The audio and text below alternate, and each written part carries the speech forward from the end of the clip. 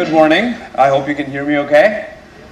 Well, I don't know about you, but for me, after getting into my hotel room at 5 in the morning, that drum thing is exactly what I needed, because full of energy, ready to go. Infrastructure.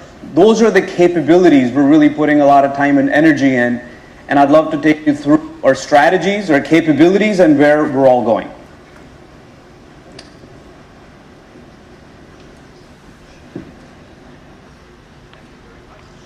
Let's start a little bit as to why is IBM talking so much about, I think this is also going.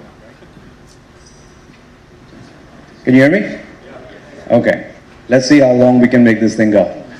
Otherwise, I'm just going to start screaming, and you people in the back will have to come in the front, and we'll make it intimate and cozy. But so right now, when you look at all the investments that not only IBM but others are making, right, in analytics and what have you, why? Why now? One of the ways I like to think about it is if you look at the transistor, right? That's the natural resources. They're putting it in streams so you can start to predict flooding. You're putting it in traffic signals. So all these RFIDs and sensors are all over the world, really, and generating so much data that if analyzed can help you drive for us. But what this also means is people's behaviors are changing. People are using mobile devices to do things that before they weren't. We'll talk more about it. So all of this at the end of the day is creating this massive amount of data that I'm sure you heard about.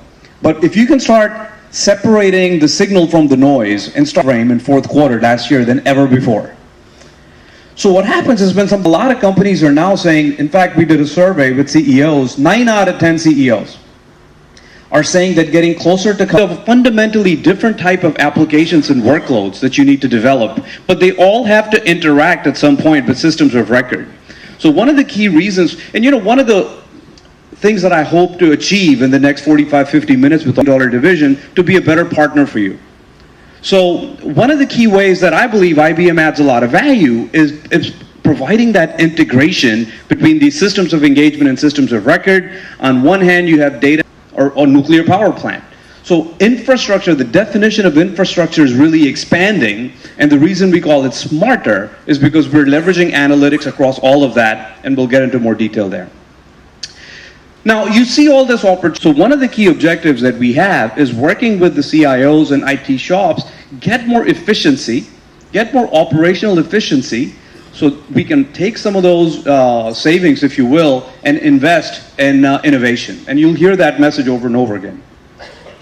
But one of the key things we're seeing is as all this pressure is coming to be more responsive to customers and drive innovation faster, a lot of heterogeneous environments leverage all of these investments in mobility and cloud to help them be more responsive. React with agility. Move fast. Instead of taking 18 months to develop a new app, do it in 4 weeks. Be much more personalized and targeted. So if you look at companies, react with agility. Reduce cost and risk. In the IT side, all of us know this is like the #1 thing we're all trying to drive for our clients, which adds another dimension of complexity from a security point of view. And all this feeds smarter physical infrastructure and so on. What type of outcomes your clients are seeing? Now, from a cloud point of view, let me share with you what IBM's point of view is, because whenever something new comes along, now that's important, but it's not enough. To us, cloud computing goes way beyond virtualization. The patterns for the workload, so you can not only do provisioning in an automated way, but also deal with elasticity, deal with failures, and all these are extremely important, because a lot of the workloads that people may deploy today on a private cloud, because they got security concerns, they've got compliance issues they want to deal with. They just don't want the data to leave the four walls. Think of IBM's point of view on cloud. #1, start with the workload. Existing infrastructure, on top of which I want to do some virtualization, I want to bring some of your tools to automate workloads, and I want to have already using some of your software capabilities, and off you go. Then others will say, wait a minute, I'm in a rush. I want to get time to value. Why don't you take some of the expertise you have in the labs by having everything pre-integrated in the lab? Virtualized private cloud, that's off-prem, but still resources that I'm not sharing with anyone else, you can do that. And with the acquisition of hundreds of APIs to get finer level of granularity and control of these resources, and that helps you be much more efficient for many workloads. So the way we think about it, we believe OpenStack is absolutely a fundamental building block. I mean, if you are not familiar with OpenStack, just think of it 10, 15 years ago when Linux came out, right? I mean, that's based on open source. It has the ability for you, for clients, to pick and choose the hypervisor that makes sense.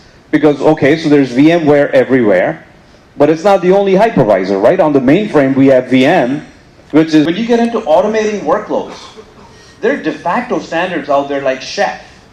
There's like 1,000 cookbooks with all these administrators who are codifying the knowledge in their mind. So think about linked data as the ability to take legacy data that you may have, but providing does. So, when you look at use cases, again, there's lots and lots of references and case studies, courses to work with you to get up to speed on our technology. But one of the other things I'm putting a lot of break when you keep introducing new change. In fact, in systems of record world, people don't want a lot of change. They don't want me to give them a new release every 3 weeks. Now compare that to the system that you can get better experience. But the other aspect of it is automation. Mobility plays a key role here as well, because a lot of these field people are walking around with mobile devices. The ability, very, very significant. Airport authority references. In the interest of time, I'm not going to. This whole notion of bring your own device. This is not a trend that's even being debated anymore. It is here. This space, we announced mobile first. So IBM has been making investments in this space for a while. Deployed on a variety of devices. That's a key capability. And again, the application and industry orientation on top of this is absolutely critical. So 20,000 endpoints across 49 countries and 6 continents. A trading desk. And you find out if the trader, if their system goes down, they're ready to beat the heck out of IT people. Failures before they happen, taking action is really important. But despite the what do you do about it? What do you do about it? So think of it as predict, search, optimize across all the data that we're getting from backup on what type of device. For compliance reasons and for operational efficiencies, storage management is going to continue to grow, and we're putting a lot of investments there. And from a growth area, we've got cloud that we talked about. Try Riga fit into the smarter physical infrastructure.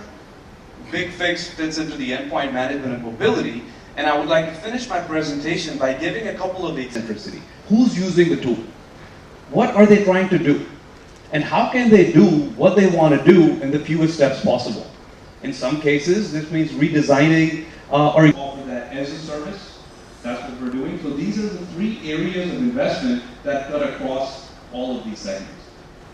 And in fact, in storage management, right? So there's the product TSM. It's been the market leader for years. And we continue to. Software is absolutely important. We love it. We think it scales, it's robust. But it's all the processes that you need to put around that software that really drive the outcomes that people are seeking. So a lot of our partners, we sell so much of TSM through our center.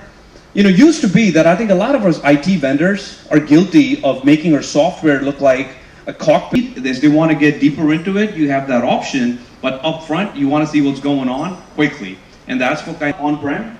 Or what if I gave you a secure way to back up your data into the cloud?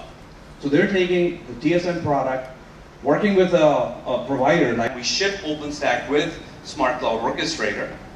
So it's very compliant with standards for the workload. How do you deploy it? How do you provision it? And then how do you also take actions when you need to scale it? How do you take actions when you need to, if there's a failure, you got to do very good feedback on it.